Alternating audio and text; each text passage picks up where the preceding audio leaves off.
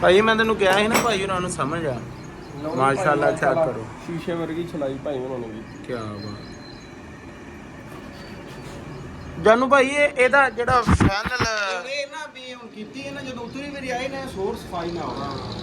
ਤੇ ਉਹ ਸਮਝ ਲੱਗ ਗਈ ਲੱਕੜ ਦੀ ਮੈਨੂੰ ਪਤਾ ਨਾ ਲੱਕੜ ਦੀ ਜਰਾ ਖੋਪੀ ਹੈ ਖੋਪੀ ਜੀ ਹੈਗੀ ਮੈਂ ਵੀ ਉਜ਼ਾਰ ਪਹਿਲੇ ਮੈਂ ਲਾਏ ਨੇ ਲਾ ਕੇ ਫਿਰ ਇਹਦਾ ਨਿਸ਼ਾਨ ਲਾਇਆ ਇਹ ਲਈ ਸੀ ਮੈਂ ਬਣਾਈ ਮਾਸ਼ਾਅੱਲਾ ਬਹੁਤ ਜ਼ਬਰਦਸਤ ਚਲਾਈ ਹੋਈ ਆ ਅੱਛਾ ਜਾਨੂ ਭਾਈ ਉਹ ਰੇਤ ਪਈ ਆ ਮਾੜਿਆ ਚੱਕ ਤੇ ਕਰਾਓ ਕੀ ਬਣਨਾ ਕਿੱਥੇ ਗਈ ਉਹ ਭਾਈ ਥੋੜੀ ਜੀ ਸਾਈਡ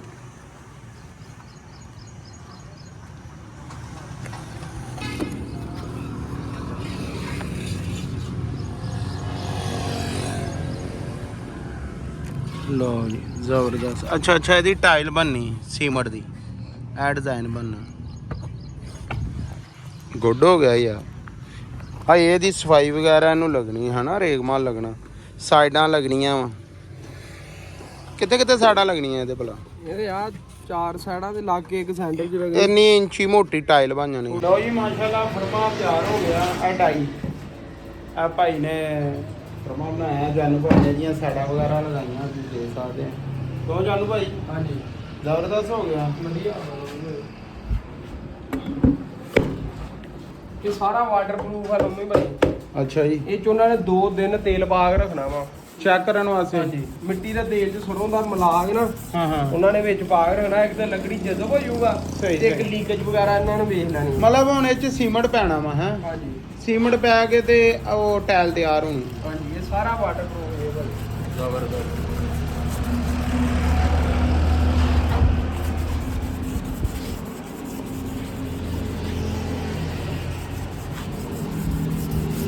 ਇਧਰ ਆਏ ਵੀ ਰੇਟ ਵੀ ਦੱਸਿਓ ਸਾਜ ਕਿੰਨੇ ਦਾ ਵਾ ਇਹ ਨਵੀਂ ਭਾਈ 12000 ਰੁਪਏ ਦਾ ਫੁੱਟ ਬਾਈ ਫੁੱਟ ਦੀ ਟਾਇਲ ਦਾ ਤਿਆਰ ਕਰਾਂਗੇ ਜਾਨੂ ਭਾਈ ਉਹ ਪਲਾਸਟਿਕ ਵਾਲੇ ਵੀ ਆਏ ਆ ਉਹਨਾਂ ਦਾ ਕੀ ਹਿਸਾਬ ਕਿਤਾਬ ਆ ਮੰਮੀ ਭਾਈ ਉਹ ਪਹਿਲੇ ਬੜੇ ਚੱਲੇ ਜਿਨ੍ਹਾਂ ਨੇ ਲਏ ਆ ਨਾ ਉਹ ਫੇਲ ਹੋ ਗਏ ਉਹਨਾਂ ਦਾ ਲੱਗ ਪੈ ਜਾਂਦਾ ਹੀਟ ਨਾ ਧੁੱਪੇ ਅੱਛਾ ਉਹ ਟੈਲਾਂ ਵੀ ਲੱਗ ਚੋਂ ਕੁੱਟੀਆਂ ਨਿਕਲਦੀਆਂ ਸਹੀ ਇਹ ਜਿਹੜਾ ਇੱਕ ਤੇ ਲੱਕੜੀ ਦੀ ਸਫਾਈ ਜ਼ਿਆਦਾ ਹੁੰਦੀ ਆ ਹਾਂਜੀ ਬਿਲਕੁਲ ਦੂਸਰਾ ਇਹ ਕਿ ਖਰਾਬ ਨਹੀਂ ਹੁੰਦਾ ਹਨਾ ਖਰਾਬ ਉਹ ਵੀ ਨਹੀਂ ਮੇਰਾ ਹਾਲ ਲੱਕੜੀ ਦੇ ਫਰੇਮ ਤੇ ਉਹਨੂੰ ਵੀ ਲਾਣੇ ਹੀ ਪੈਂਦੇ ਹਨਾ ਹਾਂਜੀ ਉਹਨੂੰ ਵੀ ਲੱਕੜੀ ਦਾ ਫਰੇਮ ਲਾਣੇ ਪੈਂਦੇ ਨੇ ਮੰਮੀ ਭਾਈ ਇਸ ਕੰਮ ਦੀ ਹੋਰ ਕੈਟਾਗਰੀ ਹੁੰਦੀ ਆ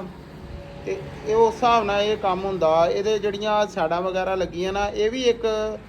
ਡਿਗਰੀ 'ਚ ਲਾਣੀਆਂ ਪੈਂਦੀਆਂ ਤਾਂ ਕਿ ਜਦੋਂ ਇਹ 'ਚੋਂ ਸੀਮੈਂਟ ਨਿਕਲਦਾ ਨਾ ਫਸੇ ਨਾ ਸਾੜਾਂ ਨਾ ਇਹਦੀ ਤੁਸੀਂ ਹੁਣ ਇਦਾਂ ਦੀ ਆ ਸਾੜਾਂ ਦੀ ਸਫਾਈ ਹੋਈ ਹੈ ਨਾ ਕਿਆ ਬਾਤ ਆ ਜਾਨੂ ਯਾਰ ਆ ਤੇ ਮੈਂ ਹੁਣ ਦੇਖੀਆਂ ਕੀ ਕੀਤਾ ਇਹਨਾਂ ਨੂੰ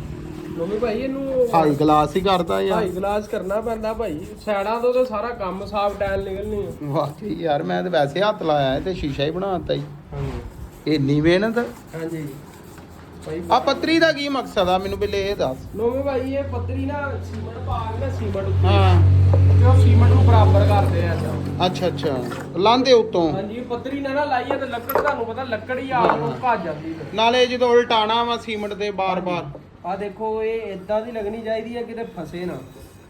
ਸਹੀ ਜ਼ਬਰਦਸਤ ਯਾਨੀ ਕਿ ਫੁੱਟ ਮਰਬਾ ਵਾ ਹਨਾ ਸ਼ਾਇਦ ਫੁੱਟ ਮਰਬਾ ਮਰੱਬੇ ਦੇ ਟਾਇਲ ਠੀਕ ਤੇ ਅੱਛਾ ਜੀ ਤੇ ਥੱਲੇ ਕਾਹਤੋਂ ਲਾਈਆਂ ਜੀ ਥੱਲੇ ਵੀ ਭਾਈ ਉਹ ਫਰਮਾ ਫਰਸ਼ ਕਰਾ ਕੇ ਰਗੜਦੇ ਆ ਨੂੰ ਪੱਤਰੀ ਜਦੋਂ ਘਾ ਜਾਂਦੀ ਪੱਤਰੀ ਚੇਂਜ ਹੋ ਜਾਂਦੀ ਫਰਮਾ ਉੱਥੇ ਵਾਹ ਜਾਂਦਾ ਕਿਆ ਯਾਰ ਪੈਕਿੰਗ ਕੀਤੀ ਸਾਜੀ ਜੀ ਮਤਲਬ ਕੋਈ ਚਾਂਸ ਨਹੀਂ ਲੀਕ ਆਈ ਦਾ ਹੈ ਨਹੀਂ ਕਿਆ ਇਹ ਜਾਨੂ ਭਾਈ ਇਹ ਦਿਆਰ ਦੀ ਲੱਕੜ 'ਚ ਅੱਗੇ ਤੁਸੀਂ ਬਣਾਉਂਦੇ ਸੀ ਹੁਣ ਇਹ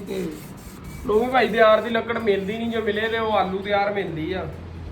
ਉਹ ਫਟ ਜਾਂਦੀ ਆ ਫੱਟਾ ਇਹਨੂੰ ਇਦਾਂ ਦਾ ਮਾਰਨਾ ਹੁੰਦਾ ਮੇਰੇ ਹਿਸਾਬ ਨਾਲ ਕਸਟਮਰ ਵੀ ਪੈਸੇ ਨਹੀਂ ਭਰਦਾ ਕਸਟਮਰ ਵੀ ਪੈਸੇ ਨਹੀਂ ਭਰਦਾ ਦਿਆਰ ਦੀ ਲੱਕੜ ਦਾ 20000 ਰੁਪਏ ਦਾ ਫੜਵਾ ਪੈਂਦਾ ਉਹ ਤੇ ਕਸਟਮਰ ਕਹਿੰਦਾ ਯਾਰ ਇੰਨੇ ਹੀ ਮੈਨੇਜ ਕਰ ਉਹਨੂੰ ਇਹ ਹੁੰਦਾ ਗਾਹਕ ਨੂੰ ਇਹ ਹੁੰਦਾ ਮੇਰਾ ਆਰਡਰ ਨਿਕਲ ਜੇ ਹਾਂਜੀ ਭਾਈ ਇਹ ਵੀ ਨਹੀਂ 10 ਸਾਲ ਹਾਂ ਜਾਂਦਾ ਤੇ ਇਹ ਵੀ ਨਹੀਂ 10 ਸਾਲ ਇਹ ਚੀਜ਼ ਵੀ ਨਹੀਂ ਕਿਤੇ ਜਾਂਦੀ